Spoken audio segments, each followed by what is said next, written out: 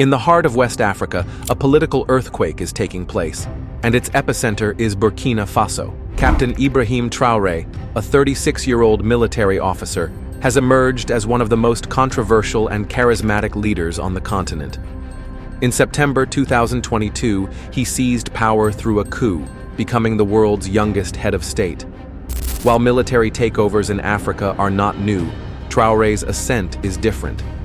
Unlike past leaders who came to power through force and then sought international legitimacy, Traoré has openly rejected traditional Western partnerships.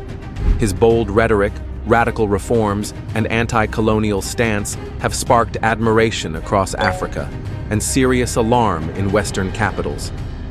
To understand Traoré's rise, we must understand the crisis that preceded it.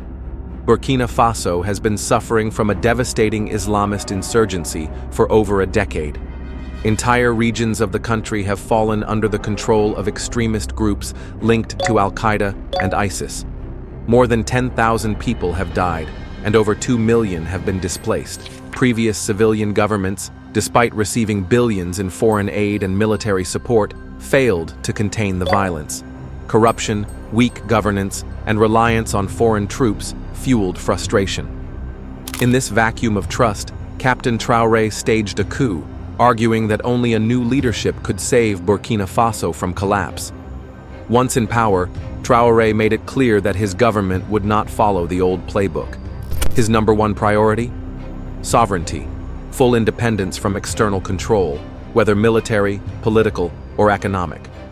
Traoré accused the West, especially France, of manipulating African politics and exploiting African resources. His speeches echoed the spirit of Thomas Sankara, Burkina Faso's revolutionary leader of the 1980s, who championed African unity, anti-imperialism, and economic self-reliance. Traoré promised to carry that torch forward, not just through words, but through action. Traoré's actions shocked many in the international community. You will hear about the African Union. Yes, it exists. But what is the effect of the African Union in reality?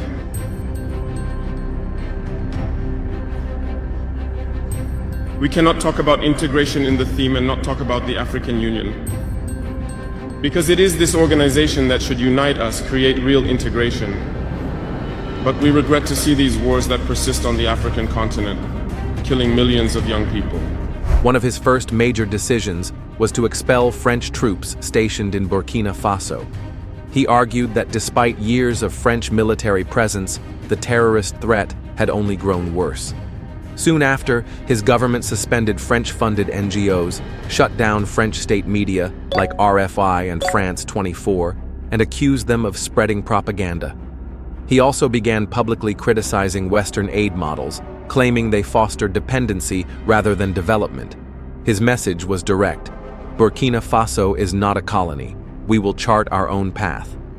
As Traoré distanced his country from traditional Western allies, he began building new strategic relationships. Russia quickly emerged as a key partner. Reports indicate that Burkina Faso has opened its doors to Russian security advisors, possibly from the Wagner Group, the same mercenary network active in Mali and the Central African Republic. Traoré has also strengthened ties with China, Iran, Turkey, and other non-Western countries. These partnerships go beyond weapons and security.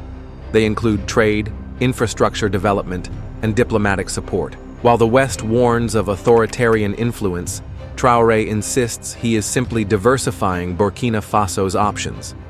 At the heart of Traoré's strategy is security. His government has created a new national strategy based on internal resilience. Instead of relying on foreign boots, Traoré mobilized over 50,000 civilian volunteers, trained and armed to fight insurgents. These volunteers for the defense of the homeland, or VDPs, have been deployed across rural areas to protect villages where the army cannot reach. He has also announced investments in local weapons production, ammunition factories, and military infrastructure. It is a clear message: Burkina Faso will defend itself by itself.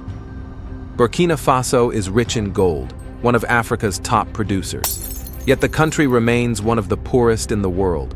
For decades, Multinational companies have mined gold, while the majority of profits flow out of the country. Traoré wants to change that. He has proposed new laws to nationalize parts of the mining sector, increase taxes on foreign corporations, and use revenues to fund schools, hospitals, and infrastructure. His message is clear: Burkina Faso's wealth should benefit its people first. This move has rattled foreign investors but energized local populations, who see it as a long-overdue correction of economic injustice.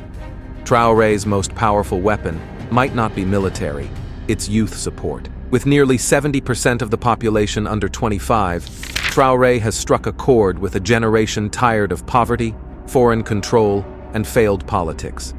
His anti-colonial speeches, calls for African unity, and references to historical freedom fighters have inspired mass rallies across Burkina Faso. Many young people see him as a revolutionary leader, not unlike Sankara or Lumumba, who is not afraid to speak truth to power. Across the Sahel, similar sentiments are growing, leading to what some call a second wave of African liberation. Traoré's regional alliances are also raising eyebrows. Burkina Faso has joined forces with neighboring Mali and Niger, both ruled by military governments that also oppose Western influence. Together, the three countries have formed a new coalition to fight terrorism, build economic ties, and push back against international pressure. They have threatened to exit regional bodies like ECOWAS if forced to return to civilian rule prematurely. This Sahel bloc is redefining power dynamics in West Africa, challenging decades of French and US dominance in the region. Whether it succeeds or collapses under pressure remains to be seen. Traoré's policies have sparked fear and frustration in Western capitals. France, the European Union, and the United States have all expressed concern over Burkina Faso's growing ties to Russia and the breakdown of democratic institutions. Aid has been reduced, military cooperation suspended, and sanctions threatened. Western media often portray Traoré as a dangerous populist, an authoritarian, or a pawn of Moscow. But these narratives rarely resonate with local populations, who see such labels as part of a larger pattern of foreign manipulation. For many Burkinabe, Traoré is not the villain. He is the antidote to years of foreign control. Despite his popularity, Traoré's leadership is not without criticism at home. Civil society groups, political analysts, and opposition figures have raised serious concerns. Burkina Faso has not yet held elections under his rule. Political parties are restricted, press freedom has declined, and dissent is often silenced. The VDP militias, while effective in some areas, are loosely regulated and risk becoming tools of abuse or tribal violence. There is also fear that the longer the military stays in power, the harder it will be to restore democratic order. Traoré insists that elections will come, but only after national security is restored. Until then, critics say, Burkina Faso remains a democracy in name only. What is happening in Burkina Faso is not isolated. Across Africa, from Mali to Niger to Guinea, young leaders are rising with bold visions, breaking from old alliances and challenging the global status quo. These shifts raise important questions. Is Africa entering a new era of true independence? Or is it falling into a different form of authoritarian rule dressed in patriotic language? Can leaders like Traoré build sustainable systems, or will they repeat the cycles of past failures? One thing is certain: Africa is changing, and the world can no longer ignore the new voices demanding respect, justice, and sovereignty. Ibrahim Traoré's journey is far from over. At just 36, he carries the dreams of millions and the weight of enormous expectations. To his supporters, he is a courageous reformer trying to free Burkina Faso from generations of exploitation. To his critics, he is a soldier risking democracy for power. The world will be watching closely as he tries to balance idealism with realpolitik, security with freedom, and nationalism with responsibility. For now, he stands as one of the most fascinating and polarizing leaders in modern African history. Only time will tell whether he becomes a revolutionary icon or just another name in the cycle of coups and crises. As Captain Ibrahim Traoré carves a new path for Burkina Faso, one thing is clear: the world is paying close attention. His mission to reclaim national dignity, reject foreign control, and unite the African people is both powerful and polarizing. Whether you see him as a liberator or a controversial figure, there's no denying that he has forced difficult questions onto the global stage. Who really benefits from Africa's resources? Who defines democracy for African nations? And most importantly, can a young, determined leader like Traoré truly rewrite the destiny of his country, or will history repeat itself once again? Let us know what you think in the comments. Is Ibrahim Traoré Africa's next great hope? Or is this another dangerous experiment in military rule?